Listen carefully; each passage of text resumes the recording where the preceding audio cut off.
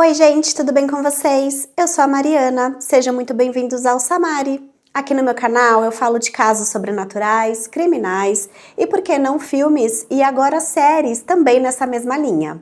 Então, se você gosta desse tipo de conteúdo, já deixa o seu like aqui para me ajudar e se inscreve no canal. Assim o YouTube entende que o meu conteúdo é relevante e distribui meus vídeos para mais pessoas. Bom, sem mais demora, vamos para a história. Hoje eu vou falar da nova série que estreou na Prime Video no dia 31 de outubro. A série Tremembé, que foi dirigida por Vera Egito, que também assina o roteiro ao lado de Ulysses Campbell, Juliana Rosenthal, Thaís Berbe e Maria Isabel Ioriojá. O Presídio Tremembé também é conhecido como a prisão dos famosos, já que ali ficam criminosos políticos ou casos que chamam muita atenção da mídia, como por exemplo o caso de Lindenberg Alves, que matou a namorada Eloá após fazê-la de refém por 100 horas. Esse caso ganhou destaque imediato, pois além de só se falar nisso na TV, a apresentadora Sônia Abrão fez um desserviço na época ao entrar em contato com Lindenberg ao vivo para tentar acalmá-lo. Foi algo muito criticado na época. Comenta aqui se você lembra disso. Bom, já deu para entender que tipo de preso encontramos nesse presídio, né? Agora, imagina aqueles assassinatos que aconteceram que mais te chocou. Agora, imagina essas pessoas presas, todas no mesmo lugar, se encontrando. Quem imaginaria, por exemplo, que Suzane von Richthofen ficaria amiga de Ana Carolina Jatobá?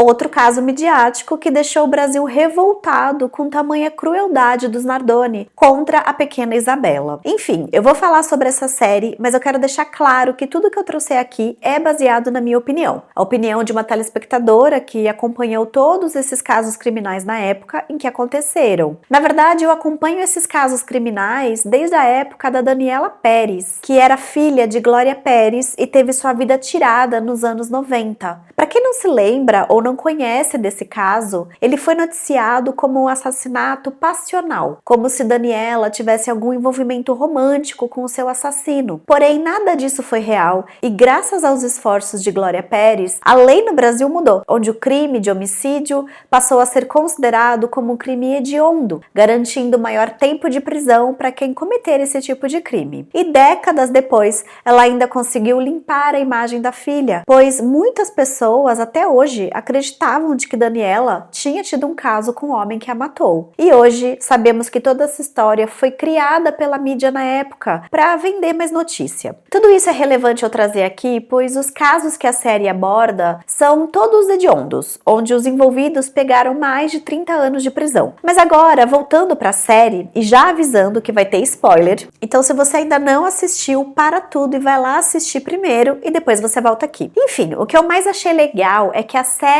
nos apresenta esses personagens que nós já estamos cansados de saber da história dos crimes, mas ela traz o depois, de uma forma mais leve. Eles contam os crimes novamente, fazendo reconstituições dos casos, e eu confesso que eu achei que seria pesado, que eu não conseguiria assistir essas partes, mas eles fizeram de uma forma que a gente entende a gravidade, porém não se sente mal depois de terminar de assistir ao episódio. Eu vi muitos comentários aqui na internet falando que acharam que a série humanizou os assassinos. Eu, sinceramente, não senti isso, até porque enquanto eu assistia a série, iam acontecendo eventos que eu me pegava torcendo contra essas pessoas. Como quando a Jatobá tá falando com a advogada e começa a falar com os filhos. Eu na hora pensei, eu não acredito que ela está conseguindo falar com eles. A mãe da Isabela nunca mais vai poder falar com a filha dela. Por que essa mulher acha que pode burlar o sistema e falar com os filhos dela? Eu sei que as crianças não têm culpa de nada,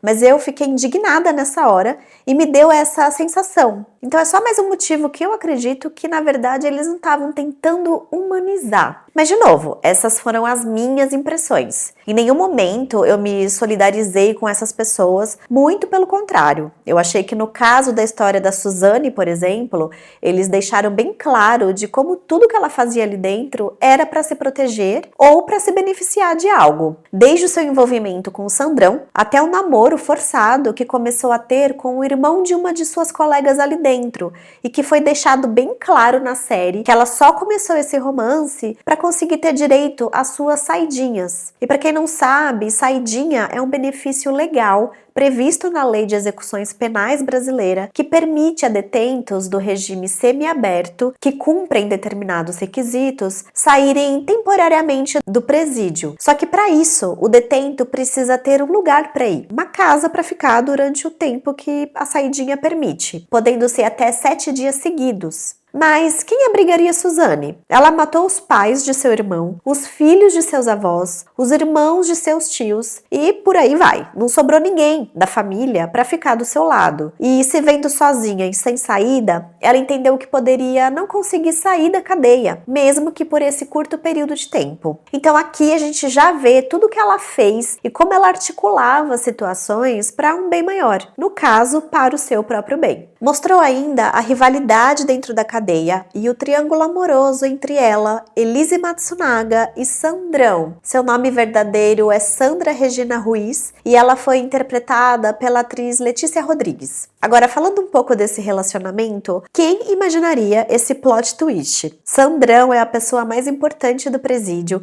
onde todos ali entendem que é ela que manda, desde a decisão de dar um cobertor para uma nova detenta, parte dela.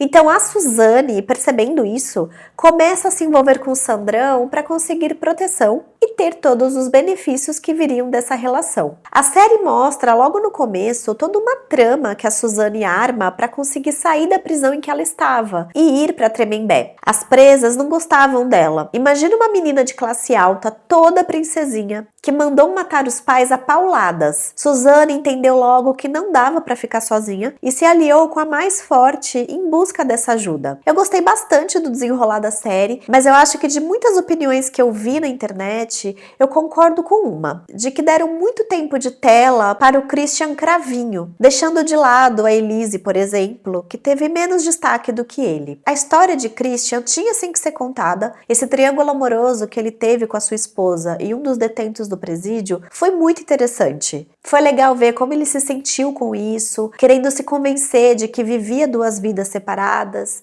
de que fora da cadeia ele é hétero, mas ali dentro ele tinha que se arrumar do jeito que dava. Ele até chegou a comentar sobre a série no Instagram dele, falando algo do tipo: "Ah, essa série está mentindo", e uma risada. Mas logo ele foi desmentido, tanto pelas provas que foram levantadas para trazer esse triângulo amoroso para a série, já que Ulisses conversou com o namorado de Christian e ele mostrou as cartas e até mesmo a calcinha que ele supostamente usava lá dentro. Mas eu acho que realmente não precisavam dar tanta atenção a isso, ou que dessem a mesma atenção a outros personagens e se aprofundassem mais nos crimes deles. Até para tirar essa imagem que muitos sentiram de que a série queria meio que contar o lado dos assassinos, como se quisesse amenizar o que eles fizeram, a partir do momento que entenderíamos que eles são apenas pessoas. Eu acompanho o trabalho do Ulysses Campbell já há algum tempo, eu sempre gostei muito da forma que ele conta suas histórias e de como ele faz tão bem as suas pesquisas para ter mais informações dos casos e tendo essa preocupação de contar as histórias de uma forma real. Ele mesmo fala que já foi muitas vezes até o presídio para conversar com as pessoas e eu acho que o material que ele tem daria umas 5 temporadas, que aliás é a única crítica que eu faço. Além de ser muito curto, termina de uma forma muito repentina, dando a entender que terá uma parte 2. Mas, enfim, o que a série apresentou pra gente foi baseado em todo esse trabalho que tanto Ulisses quanto os demais roteiristas fizeram, buscando mostrar as coisas no detalhe. E é por isso que hoje a gente tem tanto material desses crimes e sabemos de muitas coisas deles mesmo após as suas prisões. E é engraçado ver a relação deles na prisão, como por exemplo quando eles trazem uma personagem misteriosa que a Jatobá odeia e fala pra Suzane não chegar perto dela, pois tem crimes que não dá. Por eu já ter escutado muito dos casos do Ulisses, eu me liguei na hora de quem era essa mulher,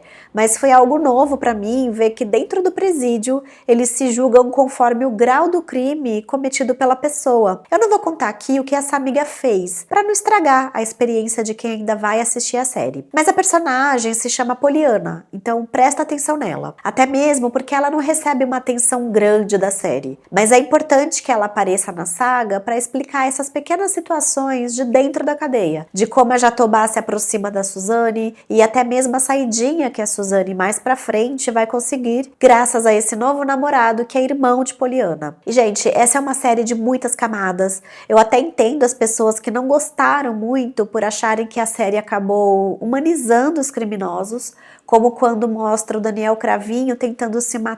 Mas vale a gente lembrar que tudo isso de fato aconteceu. Então eu vejo a série mais contando as histórias do que querendo minimizar algo, sabe? E eu acho também que por eu já ter ouvido a maior parte dessas histórias antes da série, eu já consegui na minha cabeça separar bem sobre o crime e a vida após o crime. Mas é importante a gente ter respeito, principalmente com as vítimas desses criminosos, porque a família dessas vítimas ainda estão vivas e vão assistir a série. Então não dá pra gente tentar justificar o injustificável. Eles cometeram crimes e pagaram ou estão pagando por eles. Mas eu entendi essa questão que levantaram da humanização, porque eu já vi em vários podcasts falando que a Jatobá tinha depressão pós-parto. Mas eu nunca entendi que falavam isso de uma forma para justificar ou amenizar o que eles fizeram. Mas eu acho que a gente precisa ter muito cuidado na hora de reproduzir a nossa opinião. Por exemplo, a atriz que interpreta a Jatobá trouxe um pouco da sua opinião que não agradou muito as pessoas, porque ela trouxe isso, dizendo que a Jatobá estaria abalada emocionalmente e deu a entender que a perícia poderia ter errado, mas eu acho que a atriz, ela quis mais dizer sobre a sua pesquisa para a construção do personagem, até porque até hoje o Alexandre Nardoni e a Ana Carolina Jatobá nunca confessaram de fato. Mas assim, não tem como eles não terem estado o tempo todo na cena do crime. Isso já foi comprovado através de perícias,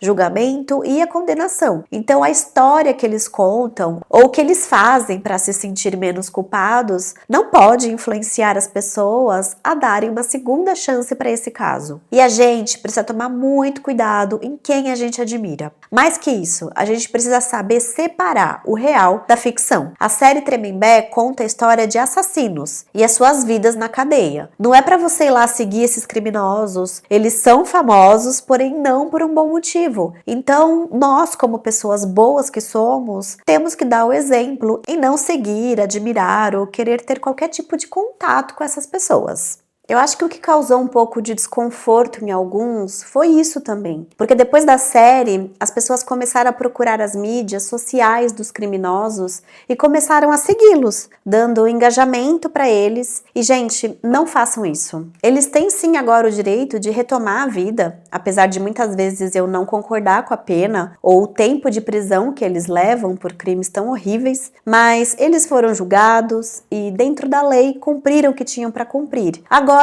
é deixar que voltem para suas vidas e torcer para que realmente tenham se arrependido do que fizeram. Ganharam uma segunda chance aqui fora, mas é só. Não dá para transformá-los em celebridades e deixarem que ganhem algo com isso. Não dá para misturar as coisas. Não dê engajamento para eles. Eu aqui falo de crimes, trago sempre casos desse tipo, mas vocês nunca vão me vendo lá atrás dessas pessoas para ouvir o lado delas. Porque isso não existe e não cabe a nós. Eu recomendo a vocês assistirem a série. Ela foi muito bem produzida e o elenco que escolheram para interpretar os papéis está absurdamente igual. Desde a aparência física até as atuações estão sensacionais. A manipulação dissimulada e inocente da Marina Rui Barbosa, que ficou irreconhecível com aquela prótese que precisou usar. Cara, a atuação dela na entrevista com o Gugu foi o ponto alto da série. Quem aí lembra dessa entrevista que parou o Brasil? O casal Nardoni, interpretado pelos atores Lucas Oradovski e a Bianca Comparato, também estavam muito incríveis. Eu gostei que mostrou esse lado do Alexandre, dele tentando convencer as pessoas, sem qualquer argumento válido, de que não tinham sido eles quem matou a Isabela.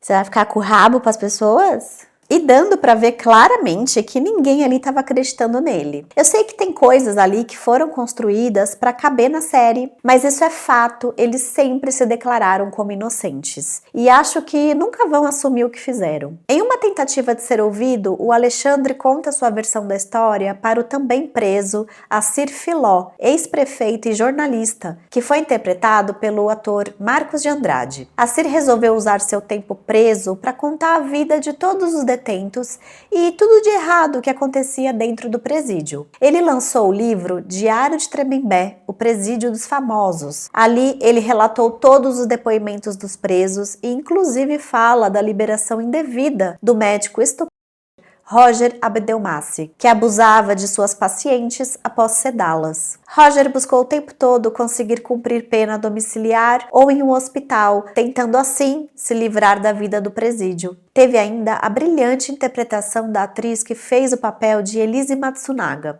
Eu acho que é unânime em dizer que essa escolha foi a mais real. Essa atriz é a que mais se parece fisicamente com a sua personagem e isso traz uma veracidade ainda maior para a trama. O ator que interpreta o Roger também deu um show de atuação e é outro que se parece muito com o personagem. Ver ele e a Elise é como ver os assassinos de fato ali presos. E para você que já assistiu, você também concordou com as escolhas de elenco? Comenta aqui embaixo qual foi a cena que mais te chocou de todos os episódios. Bom, para mim, quando envolve criança, é perturbador demais e com certeza o que mais me chocou foi a história da Poliana. Já na primeira vez que eu ouvi o Ulisses contando, me deixou chocada de como o ser humano pode ser tão mau. É um daqueles casos que você gostaria nunca ter ouvido, sabe? Bom, o vídeo ainda não acabou, eu fiz um pequeno compilado do que a série trouxe de real. Eu ia fazer um verdadeiro versus falso, mas a série foi tão bem escrita e trouxe tantos elementos reais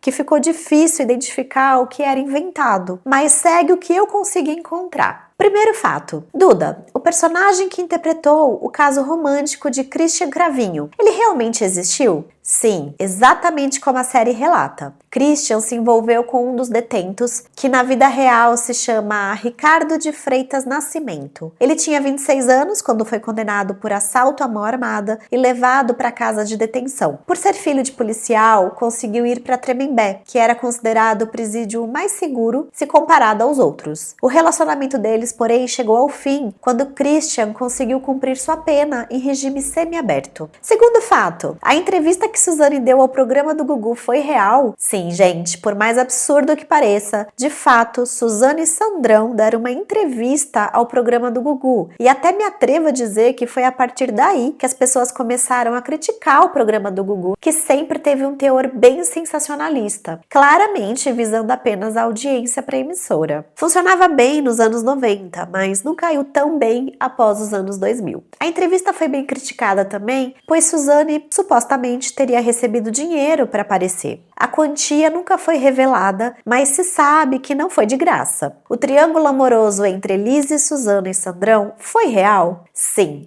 Quando Suzane chega em Tremembé, Sandrão estava com Elise. Na verdade, segundo fontes que encontrei, Elise teria tido um curto romance com Sandrão e que Sandrão se aproximou de Suzane quando ela trabalhava na fábrica de costura da prisão. Sandrão então se separa de Elise e começa um relacionamento amoroso com a Suzane. Na cadeia existe uma assinatura de termo de compromisso, sem valor legal, mas que funciona como uma espécie de casamento, o que dá direito das detentas a ficarem juntas em uma ala destinada para casais. E é comprovado que Sandrão e Suzane fizeram essa assinatura para firmar esse compromisso e conseguirem ficar juntas nesse espaço mais reservado. É verdade que o Gugu deu de presente 3 máquinas de costura para Suzane? Sim, ele mandou entregar as máquinas no presídio, porém Suzane não pôde receber ali e mandou para a casa dos familiares de Sandrão, que após conseguir liberdade, não quis devolver as máquinas para Suzane, alegando que foi graças a ela que Suzane deu a entrevista, já que em primeiro momento ela se negou a falar com o apresentador.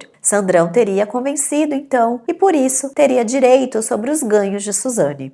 É muito engraçado porque eu assistindo a série até comentei em um momento que a Sandrão se relacionou com a Elise, que matou e esquartejou seu marido por conta de traição. E o que o Sandrão vai e faz? Trai a Elise com a Suzane. Depois, ela se junta com a Suzane, que matou os pais por dinheiro e rouba a Suzane. Jesus, essa não tem nenhum amor à vida. E achei também bem inocente a Suzane confiar de deixar as máquinas com a Sandrão, já que essa sequestrou e matou o filho da vizinha por R$4.000. Se bem que a Suzane não tinha muita escolha, né? Pra onde mais ela enviaria esses presentes? Bom, e pra terminar, ao todo, eu gostei da série. Eu achei que tem uma fotografia incrível e as atuações e a direção estão impecáveis. Fora que o roteiro também tá muito bem escrito. Se você não assistiu ainda, fica a dica dica porque vale a pena. Então é isso, pessoal. Eu espero que vocês tenham gostado. Obrigada pra você que ficou até o final. Até a próxima. Tchau!